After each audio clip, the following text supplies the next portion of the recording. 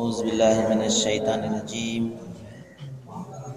बिस्मिल्लाहिर्रहमानिर्रहीम वक़ूलू लिन्नासि हुस्ना व अक़ीमुस्सलात व आतुज़्ज़कात सुम्मा तवल्लैतुम इल्ला क़लीलन मिनकुम व अंतुम मुअरिज़ून। सदक़ल्लाहुल अज़ीम। అనంత కరుణామయుడైన అల్లాహ్ శుభనామంతో ప్రారంభిస్తున్నాను. సోదరులారా, సోదరీమణులారా, అస్సలాము అలైకుం వరహమతుల్లాహి వబరకాతుహు. సర్వలోక ప్రభు అయిన అల్లాహ్ మన అందరి జీవితాలలో శాంతిని, సమాధానాన్ని కురిపించునుగాక. ఆమీన్. ఇంతవరకు మీ ముందు మనందరి మార్గదర్శక గ్రంథం, దేవుని చివరి గ్రంథమైనటువంటి దివ్య ఖురాన్ నుండి 2వ అధ్యాయం 83వ వాక్యం యొక్క అరబ్బీ మూలంను పఠించడం జరిగింది. సోదరులారా, అంతిమ దైవ గ్రంథం దివ్య ఖురాన్లో సర్వమానవాళి సృష్టికర్త అయినటువంటి అల్లాహ్ ఒక సందర్భంలో ఈ విధంగా తెలియజేస్తున్నాడు. కమా అర్సల్నా ఫీకుం రసూలం మిన్కుం యత్లు అలైకుం ఆయాతి. ఓ ప్రజలారా, మీలో నుండే నేను మీ వద్దకు ఒక ప్రవక్తను పంపాను. ఆయన మీ జీవితాలను తీర్చిదిద్దుతాడు, మీకు జ్ఞానాన్ని బోధిస్తాడు, మీకు తెలియని అన్ని విషయాలను ఆయన మీకు బోధిస్తాడు అని దైవము తన ప్రవక్తను ఉద్దేశించి చెప్పడం జరిగింది. కాబట్టి సోదరులారా, మరి మనిషికి సాఫల్యాన్ని ఇచ్చేది, మనిషికి తన దైవంతో దగ్గర చేసేది, మనిషికి తన దైవంతో అనుసంధానం చేసేది, బంధాన్ని కలిపేది ఆరాధన. ఈ ఆరాధన ఏ విధంగా చేయాలి అనేది దైవం చెప్పలేదనుకోండి, ఆయన ధర్మము అసంపూర్ణంగా ఉండిపోతుంది. కానీ సోదరులారా, అంతిమ గ్రంథము ఖురాన్లను మరియు అంతిమ ప్రవక్త ముహమ్మద్ ప్రవక్త సల్లల్లాహు అలైహి వసల్లం వారి యొక్క సాంప్రదాయంలో ఒక దాసుడు తన దైవాన్ని ఎంత ఉన్నతంగా ఆరాధించవచ్చు, ఎంత ఉత్తమంగా ఆరాధించవచ్చో ప్రవక్త ముహమ్మద్ సల్లల్లాహు అలైహి వసల్లం వారు తన ఆచరణ ద్వారా తెలియజేశారు. ఒక సామాన్యమైనటువంటి దాసుడు సృష్టి ప్రభువును ఎంత గొప్పగా ఆరాధించగలడో ఆయన చేసి చూపించారు. ఉదాహరణకు చూడండి, ప్రవక్త ముహమ్మద్ సల్లల్లాహు అలైహి వసల్లం వారు 23 సంవత్సరముల పాటు ఆయన దైవ సందేశాన్ని ప్రజలందరికీ కూడా తెలియజేసేవారు. మరి ఆయన తన రాత్రి సమయాలను దైవారాధనలో గడిపేవారు. తెల్లవారుజామున 3 గంటలకు లేచి ఆయన ఏకదాటిగా 3-4 గంటల పాటు దైవాన్ని ఆరాధించేటప్పుడు ఆయన కాళ్ళు నీళ్లు పట్టి లావుగా మారిపోయాయి. అప్పుడు ఆయన భార్య ఒక సందర్భంలో ప్రవక్త వారిని ప్రశ్నిస్తుంది, ఓ ప్రవక్త, దైవము మిమ్మల్ని దైవ ప్రవక్తగా ఎన్నుకున్నాడు కదా, దైవ సందేశాన్ని మీకు అందజేస్తున్నాడు కదా, మరి ఇంత గొప్ప గౌరవాన్ని మీకు కల్పించాడు కదా, అయినప్పటికీ కూడా మీరు ఇంకా ఎందుకు ఈ విధంగా దైవారాధన చేస్తున్నారు అని చెప్పగానే ప్రవక్త ముహమ్మద్ సల్లల్లాహు అలైహి వసల్లం వారు అంటారు, ఓ ఆయిషా, నేను దైవానికి కృతజ్ఞుడైనటువంటి దాసునిగా ఉండొద్దా?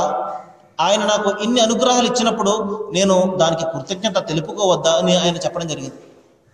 ఈ విధంగా ఒక సామాన్యమైనటువంటి మానవుడు తన దైవాన్ని ఎంత ఉన్నతంగా ఆరాధించగలడో, ఎంత ఉత్తమముగా ఆరాధించి దైవం యొక్క ప్రసన్నత పొందగలడో ప్రవక్త ముహమ్మద్ సల్లల్లాహు అలైహి వసల్లం వారు తన ఆచరణ ద్వారా తెలియజేయడం జరిగింది.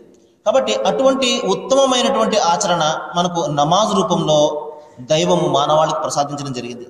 ఈ నమాజ్ గురించే మనము నిన్న చెప్పుకోవడం జరిగింది. నమాజుకు మరియు మనము సృష్టించుకున్నటువంటి కొన్ని ఆరాధన పద్ధతులు, ఈ యోగా, ఈ మెడిటేషన్, ఈ ధ్యానం, ఇటువంటి వాటికి తేడా ఏమిటి, ఈ విషయాల గురించి మనము చూస్తున్నాము. ఇన్షాల్లా దైవం తెలిస్తే ఈ రోజున కూడా మరికొన్ని విషయాలు మీకు చెప్పడానికి ప్రయత్నం చేస్తాను. చూడండి సోదరులారా, చాలామంది ఈరోజు చెప్పే మాట ఏమిటంటే, నమాజ్ అనేది ఒక ఎక్సర్సైజ్ లాంటిదండి, ఒక వ్యాయామం లాంటిది తప్ప అది మరొకటి కాదు అని చెప్పేసి చాలామంది అపోహపడుతుంటారు. ఇదేమిటంటే వంగుంటుంటారు, ఈ విధంగా నుంచుంటుంటారు, మళ్ళీ కింద సాష్టాంగ పడుతుంటారు, ఏదో ఎక్సర్సైజ్ మాదిరిగా ఉంటుంది ఇది అని అపోహపడుతుంటారు. సోదరులారా, నమాజ్ అనేది ఇది ఎక్సర్సైజ్ కాదు సోదరులారా, ఇది దైవంతో సంభాషించడం. సృష్టికర్త అయినటువంటి దైవంతో దాసుడు తన యొక్క విన్నపాలు చేసుకోవడము, తన యొక్క నిస్సహాయతను దైవం ముందు సమర్పించుకోవడమే ఈ నమాజ్ అన్నమాట. కాబట్టి ఈ నమాజ్ అనే ఆరాధన విధానంలో దాసుని యొక్క పూర్తి లొంగుబాటు ఉంటుంది, పూర్తి సమర్పణ ఉంటుంది. తన శరీరంతో పాటు తన మనస్సు పూర్తిగా సమర్పించుకునే దైవానికి ఆరాధన చేయడం జరుగుతుంది. మరి చూడండి, చిన్న ఉదాహరణ చెప్తాను. మనకు ఒక పక్షి ఆకాశంలో ఎగురుతుంది అనుకోండి, దాని క్రింద నీడ కూడా పక్షి నీడ వెళ్తూ ఉంటుంది. మనము నీడను పట్టుకుంటే మనకు పక్షి ఎంత మాత్రం కూడా దొరకదు. పక్షి కావాలంటే మనకు నీడ కావాలంటే ఏం చేయాలి? పక్షిని పట్టుకోవాలి. పక్షిని పట్టుకున్నామంటే నీడ కూడా దొరుకుతుంది, పక్షి కూడా దొరుకుతుంది. అదేవిధంగా ఒక దాసుడు తన యొక్క లక్ష్యం పరలోక లక్ష్యం అయితే అతనికి ప్రాపంచిక ప్రయోజనాలు కూడా దక్కుతాయి, పరలోకం కూడా దక్కుతుంది. కానీ మరి ఎవరైతే ఈ ప్రపంచం నిమిత్తమే ఎవడైతే పనిచేస్తూ ఉంటాడో అతనికి ఈ ప్రపంచము దక్కదు, పరలోకం కూడా దక్కదు. అదేవిధంగా మరి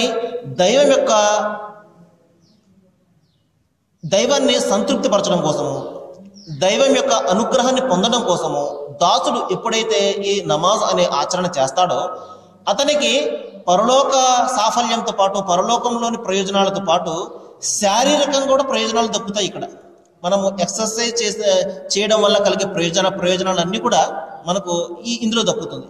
ఎందువలనంటే దాసుడు తన మరణం తర్వాత వచ్చే జీవితం గురించి ఇక్కడ నమాజును ఆచరించడం జరుగుతుంది, ప్రాపంచిక ప్రయోజన నిమిత్తం కాదు.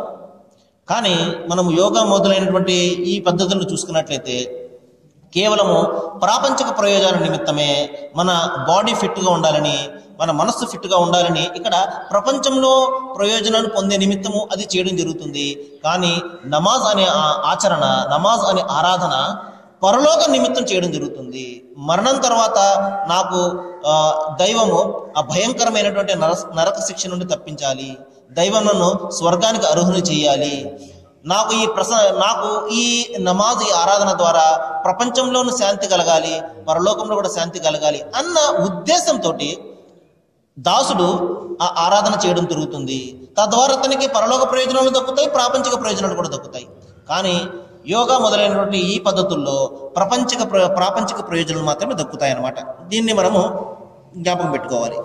ఆ తర్వాత సోదరులారా, ఈ నమాజ్ అనే అద్భుతమైనటువంటి ఆచరణ విధానము, ఆరాధన విధానము వజూ అనే ఒక పరిశుద్ధమైనటువంటి కార్యం ద్వారా మొదలవుతుంది.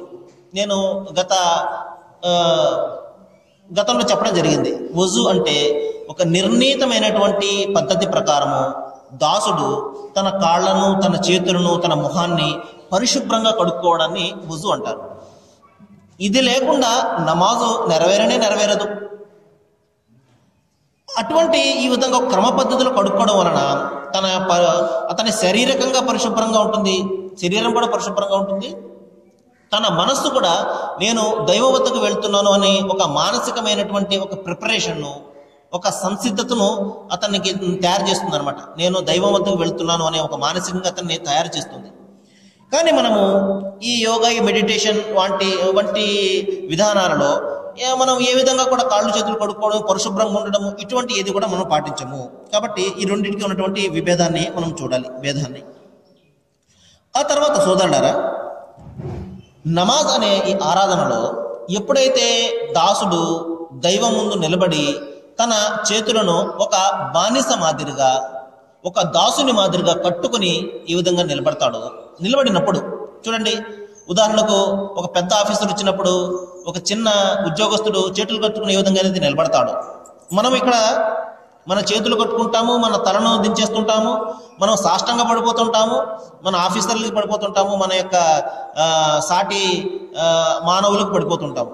కానీ నమాజ్ అనే ఈ ఆచరణ విధానంలో, ఈ ఆరాధన విధానంలో దాసుడు తన దైవం ముందు మాత్రమే తలను ఉంచుతాడు. మరి అతను చేతులు కట్టుకుని దైవం ముందు నిలబడినప్పుడు అతను ఇంకా ఏ మాట కూడా మాట్లాడు, ప్రపంచానికి సంబంధించినటువంటి ఏ మాట కూడా మాట్లాడడు, కేవలం దైవం యొక్క స్తుతిని చేస్తుంటాడు. అంతిమ గ్రంథము ఆ ఖురాన్ను పఠిస్తుంటాడు, గురువు గారు పఠిస్తుంటే వెనకాల నిశ్శబ్దంగా వింటుంటాడు తప్పించి ప్రపంచకమైనటువంటి ఏ విషయం కూడా అతను మాట్లాడడం జరగదు. అటు ఇటు కదల్చడం కానీ, లేకపోతే తలను అటు ఇటు తిప్పడం కానీ, మరొకటి కానీ ఏ విషయం కూడా అతన్ని మరల్చదారదనమాట. అతను ఈ విధంగా కాన్సన్ట్రేషన్గా అతను నిలబడడం జరుగుతుంది. కానీ మనము అది నమాజు పూర్తయ్యే వరకు కూడా ప్రపంచానికి సంబంధించినటువంటి ఏ పని కూడా అతను చేయడు. కానీ మనము ఈ యోగా విధానాలు చూసినట్లయితే అటువంటి ఒక నిబద్ధత, ఒక నియమము అంటూ ఏది కూడా ఉండదు. తర్వాత ఇంకొక భేదాన్ని మనము చూసినట్లయితే సోదరులారా, ఇది ఇందులో విశ్వాసానికి ప్రతీకగా ఈ ఆరాధన అనేది ఉంటుంది. నమాజ్ అనే ఆరాధన దాసుని యొక్క విశ్వాసానికి ప్రతీకగా ఉంటుంది. ఇందులో దైవ గ్రంథం యొక్క పారాయణం ఉంటుంది. ఇది ఇహపరలోకాలకి సాఫల్య మార్గంగా ఉంటుంది. కానీ మనము మిగతా పద్ధతులు చూసుకున్నట్లయితే, యోగా వంటి వాటి పద్ధతులు చూసుకున్నట్లయితే విశ్వాసానికి సంబంధం ఉండదు. ఏ విశ్వాసానికి సంబంధించిన వారైనా అది ఆచరించవచ్చు. అదేవిధంగా అక్కడ ఒక గ్రంథ పారాయణం అంటూ ఏది కూడా ఉండదు. కాబట్టి ఒక నియమము, నిబద్ధత అనేది ఉండదు అక్కడ. కానీ నమాజ్ అనే ఆరాధన మనం చూసుకున్నట్లయితే ఇది నిస్సందేహంగా పూర్తిగా మనిషి తన దైవానికి సమర్పణ చేసుకుని ఆయనను స్తుతించడంతోనే ఈ మొత్తం ఆరాధన అంతా కూడా ఉంటుంది. అయితే సోదరులారా, ఇంక తర్వాత ఏంటంటే ఈ ఆరాధనలో, ఈ నమాజ్ అనే ఆరాధన అద్వైత సిద్ధాంతం మీద ఆధారపడి ఉంటుంది. క్షమించాలి, ద్వైతం అనే సిద్ధాంతం మీద ఆధారపడి ఉంటుంది. ద్వైతం అంటే సోదరులారా, దేవుడు మానవుడు ఒకటి కాడు. దేవుడు సృష్టికర్త, మానవుడు సృష్టి రాశి. ద్వైతం అన్నమాట. కానీ యోగా అనే ఈ సిద్ధాంతము అద్వైతం మీద ఆధారపడి ఉంటుంది. అద్వైతం అంటే అహం బ్రహ్మాస్మి, అంటే అన్నీ కూడా దైవమే, ప్రతీది కూడా దైవమే. ఇక్కడ ఆ చెట్టు దైవమే, ఈ యొక్క ఆకాశము దైవమే, ఈ విధంగా భూమి దైవమే, అన్నీ కూడా దైవమే. దైవము జీవము వేరు కాదు, అన్ని కూడా ఒకటే, అద్వైతము అనే సిద్ధాంతం మీద ఈ యోగా అనేది ఆధారపడి ఉంటుంది. కానీ నమాజ్ దానికి పూర్తిగా వ్యతిరేకంగా ద్వైత్వం మీద, అంటే దైవం వేరు, మానవుడు వేరు. ఈ సృష్టిలో అన్ని కూడా దైవానివి. ఈ చెట్టు దైవానిది, ఈ యొక్క ఆకాశము, ఈ భూమి, ఈ సర్వ సృష్టి అంతా కూడా దైవానిది. ఈ ప్రాతిపదిక మీద నమాజ్ అనే ఆచరణ ఉంటుంది. కానీ వేరేజ్ మనము ఆ యోగాని చూసుకున్నట్లయితే అన్ని కూడా దైవమే అన్న సిద్ధాంతం మీద ఇది ఆధారపడి ఉంటుంది. తర్వాత సోదరులారా, ఇది నమాజ్ అనే ఆచరణ దేవుని ఏకత్వాన్ని ప్రతిబింబిస్తుంది. సర్వం కూడా దైవానికి సంబంధించినటువంటి ఇక్కడ ఇవన్నీ కూడా, ఇక్కడంతా కూడా ఆయన శక్తి సామర్థ్యాలు అన్నీ కూడా ఇక్కడ వ్యాపించి ఉన్నాయి అన్న సిద్ధాంతం మీద ఇక్కడ ఉంటుంది. కానీ అటువంటి సిద్ధాంతం ఏది కూడా మిగతా పద్ధతుల్లో మనము చూడము. ఆ తర్వాత ఇంకొక విషయం ఏంటంటే, అంతిమ గ్రంథము ఖురాన్లో దైవము మీరు ప్రతి ఆరాధన సమయంలో వస్త్రాల ధారణ పట్ల జాగ్రత్త వహించండి అని చెప్పడం జరిగింది. కాబట్టి ఏ విధంగా అయితే ఒక పెద్ద ఆఫీసర్ వచ్చినప్పుడు మనము ఏ విధంగా అయితే మంచి వస్త్రాధారణ చేసుకుని అతను ముందు వెళ్తాము, ఎలాగ పడితే అలాగ వెళ్ళాం. అదేవిధంగా దైవం ముందు దాసుడు నిలబడి ప్రార్థన చేస్తున్నప్పుడు తన వస్త్రాధారణ పట్ల చాలా శ్రద్ధ వహిస్తాడు. మంచి శుభ్రమైనటువంటి బట్టలను ధరించి, ఈ విధంగా తన అందమైనటువంటి జుట్టు కనబడకుండా, ఎందుకంటే మనిషికి అందాన్ని ఇచ్చేది జుట్టు. ఈ జుట్టు రకరకాల హెయిర్ స్టైల్స్లో మనం చూస్తుంటాం. ఇటువంటి విషయాలు దైవం ముందు కనబడకుండా అందరూ కూడా దైవానికి సమానమే. కాబట్టి సాష్టాంగ పడేటప్పుడు ఆ జుట్టు వచ్చి నుదురుకి అడ్డం తగలకుండా ఈ విధంగా ఒక టోపీ లాంటి ఒక వస్త్రాన్ని అతను తల మీద చుట్టుకుంటాడు. తద్వారా అతను సాష్టాంగ పడడానికి అనువుగా ఉంటుందని. అంతేకాకుండా మనము ప్రపంచంలో చేసేటటువంటి ఈ యొక్క ఆర్భాటాలు, ఈ అలంకరణలు దైవం ముందు కనబడకుండా ఉండడం కోసం అన్నమాట. ఆ తర్వాత ఈ విధంగా ఈ ఆరాధన సమయంలో వస్త్రాధారణ పట్ల, ఈ నమాజ్లో వస్త్రాధారణ పట్ల చాలా శ్రద్ధ వహిస్తాడు. ఎలాగ పడితే అలాగా మనం వచ్చేయడం ఈ విధంగా జరగనటువంటి పని అనమాట. కానీ మనము ఈ యోగా, ఈ ధ్యానము, ఇటువంటి వాటిలో మనం చూసుకున్నట్టయితే వస్త్రాధారణ పట్ల ఎటువంటి పరిమితి ఉండదు. మరి ఇష్టం వచ్చినట్టు వస్త్రాలను మనం ధరించవచ్చు, ఆ విధంగా యోగా చేసుకోవచ్చు. అయితే సోదరులారా, ఇంకా నేను చెప్పవలసిన విషయం ఏంటంటే, ప్రధానమైనటువంటి విషయం ఇక్కడ చెప్తున్నాను చూడండి. ఈ నమాజ్ అనే ఆరాధన విధానము ఇది కొత్తదైనటువంటి విధానం ఎంత మాత్రం కూడా కాదు. అదేవిధంగా ఇస్లాం అనే ధర్మము కొత్త ధర్మము, నూతన ధర్మము అనేది కూడా ఎంత మాత్రం కూడా కాదు. ఈ అల్లాహ్ అనే దైవము కొత్త దైవము, నూతనంగా వచ్చినటువంటి దైవము, ఇది కూడా ఎంత మాత్రం కాదు సోదరులారా. అనాది నుండి పేర్లు వేరైనంత మాత్రాన దైవము అందరికీ కూడా ఒక్కడే. మరి ఈ నమాజ్ అనే ఆరాధన విధానము అనాది నుండి వస్తున్నటువంటి ఒక పద్ధతి తప్ప కొత్తగా వస్తున్నటువంటి పద్ధతి ఎంత మాత్రం కూడా కాదు. ఇందులో దాసుడు దైవాన్ని ఒక రూపం పెట్టి ఆరాధించడు. ఎందువలంటే నేను చెప్పడం జరిగింది, దైవానికి ఒక స్వరూపాన్ని మనం కల్పించలేము. ఎందువలంటే ఆయన స్వరూపము మనకు తెలియదు కాబట్టి ఓంకార స్వరూపుణ్ణి ఈ దాసుడు ఆరాధించడం జరుగుతుంది. చూడండి, చాలా ఆశ్చర్యంగా అనిపించవచ్చు. మస్జిద్ నుండి ఓంకారం యొక్క శబ్దం వినబడుతుంది ఏంటి అని చెప్పేసి. సోదరులారా, ఈ రోజు నేను మీకు ఓంకారం అంటే అర్థాన్ని వివరిస్తాను. చూడండి, ఇంతకు ముందు మీకు ఎవరు కూడా చెప్పి ఉండరు. ఇది నిస్సందేహంగా ఈ భూప్రపంచం మీద మొట్టమొదటి మస్జిద్ అయి ఉండొచ్చు. ఈ మస్జిద్ నుండి ఓంకారానికి సంబంధించిన విషయాలు చెప్తున్నానంటే నిస్సందేహంగా ఇది భూప్రపంచం మొట్టమొదటి మస్జిద్ అయి ఉండొచ్చు. చూడండి, ఆర్య సమాజాన్ని స్వామి దయానంద సరస్వతి స్థాపించారు. ఆయన ఒక గ్రంథాన్ని రచించారు, సత్యార్థ ప్రకాష్ అని చెప్పేసి. అందులో 3వ అధ్యాయాన్ని మీరు చదివినట్లయితే అందులో ఓంకారానికి సంబంధించి చాలా స్పష్టమైనటువంటి వివరణను ఆయన ఇవ్వడం జరిగింది. సాధారణంగా ఓంకారం అంటే అదొక ఆకారమేమో అని చెప్పేసి పొరబడే ప్రమాదం ఉన్నది సోదరులారా, ఎంత మాత్రం కూడా కాదు. ఓంకారం అంటే దైవం యొక్క 9 సుగుణాల కలయిక, 9 లక్షణాల కలయికను ఓంకారం అంటారు. చూడండి, ఓంకారం అంటే అకారము, ఉకారము, మకారముల కలయిక ఓంకారం. అకారంలో విరాట్, విశ్వ, అగ్ని అనే గుణాలు ఉంటాయి. విరాట్ అంటే విశ్వానికి ఆహారాన్ని ప్రసాదించేవాడు అని, విశ్వ అంటే ప్రపంచమంతా కూడా వ్యాపించి ఉండేవాడు అని, అగ్ని అంటే ఆరాధనకు తగినవాడు అని. చూడండి, దైవం యొక్క గుణగణాలు ఏ విధంగా ఉన్నాయో. అదేవిధంగా మరి ఉకారంలో మనం చూసినట్లయితే హిరణ్య గర్భ, వాయు, తేజ అనే 3 గుణాల కలయిక. హిరణ్య గర్భ అంటే జ్ఞానానికి మూలమైనవాడు అని, వాయు అంటే సృష్టి యొక్క స్థితి లయకారుడు అని, తేజ అంటే విశ్వానికి వెలుగును ప్రసాదించేవాడు అని.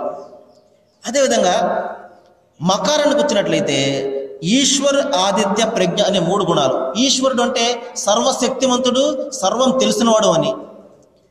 ఆదిత్యుడు అంటే మరణం లేనివాడు అని. అదేవిధంగా ప్రజ్ఞ అంటే నిజమైనటువంటి జ్ఞానం గలవాడు అని. చూడండి, ఇక్కడ ఎక్కడైనా ఈ ఓంకారంలో ఆకారం యొక్క ప్రస్తావన ఎక్కడైనా వచ్చిందో చూడండి. ఇవన్నీ కూడా దేవుని యొక్క అద్భుతమైనటువంటి 9 గుణాల కలయిక అనమాట ఇవి. మరి ఇటువంటి గుణాలే అంతిమ గ్రంథము దివ్య ఖురాన్లో 99 ప్రస్తావించడం జరిగింది దైవానికి. అస్మావుల్ హుస్నా అని దైవం యొక్క 99 గుణాలు. ఆయన పుట్టించేవాడు, ఆయన చావునిచ్చేవాడు, ఆయన జ్ఞాని, ఆయన కరుణించేవాడు, ఆయన ప్రతీకారం తీర్చుకునేవాడు. ఈ విధంగా 99 గుణాల యొక్క గుణాలను అంతిమ గ్రంథం ఖురాన్లో ప్రస్తావించడం జరిగింది. మరి ఇటువంటి గుణాలే 9 యొక్క గుణాల సుగుణాల కలయిక ఓంకారం అన్నమాట.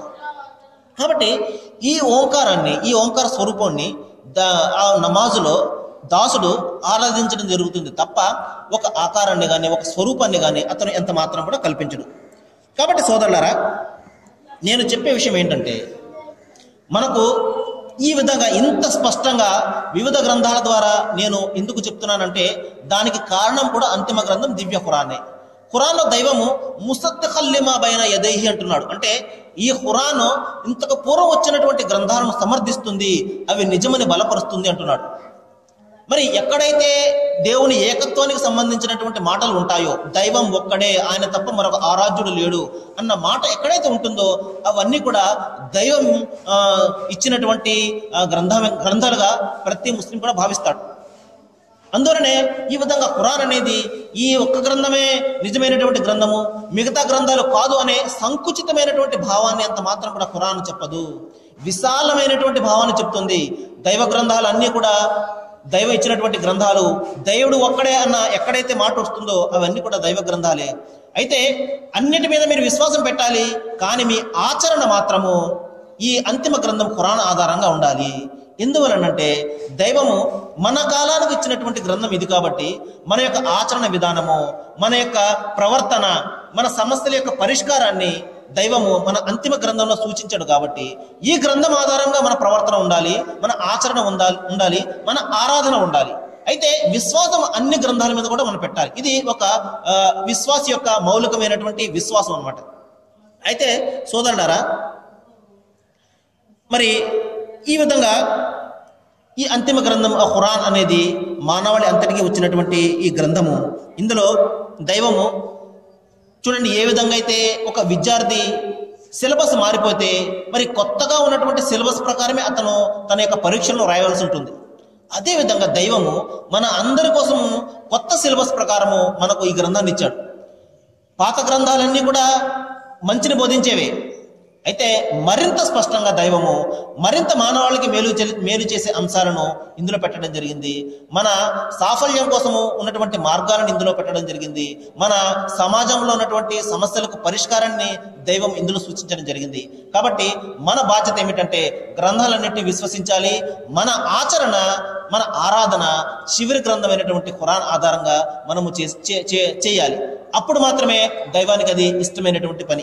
నేను దైవాన్ని ప్రార్థిస్తున్నాను, అల్లాహ్ను ప్రార్థిస్తున్నాను. ఏ విషయాలైతే నేను మీ ముందు ఇంత స్పష్టంగా చెప్తున్నానో వివిధ గ్రంథాల నుండి, మరి మనము కేవలం విని మనము వదిలివేయకుండా దాన్ని మనము మన మనసులో ఆలోచన చేయాలని, మన మనోమస్తిష్కాల్లో దాన్ని మనం నిలుపుకుని ఆలోచన చేసినట్లయితే సత్యాలన్నీ కూడా తేటతెల్లం అవుతాయి. దైవం మనందరికీ కూడా జ్ఞానాన్ని, సత్యాన్ని ప్రసాదించుగాక. మన అందరి మనసులను కలిపి మనందరం కూడా కలిసి మన అందరి సృష్టికర్త దైవమైనటువంటి అల్లాహ్ తబారక్ వ తఆలాను ఏక మనసులతో ఆరాధించే జ్ఞానాన్ని, సత్యాన్ని అల్లాహ్ తఆలా మనందరికీ కూడా ప్రసాదించుగాక. వాఖిరు దవానా అల్హమ్దులిల్లాహి రబ్బిల్ ఆలమీన్.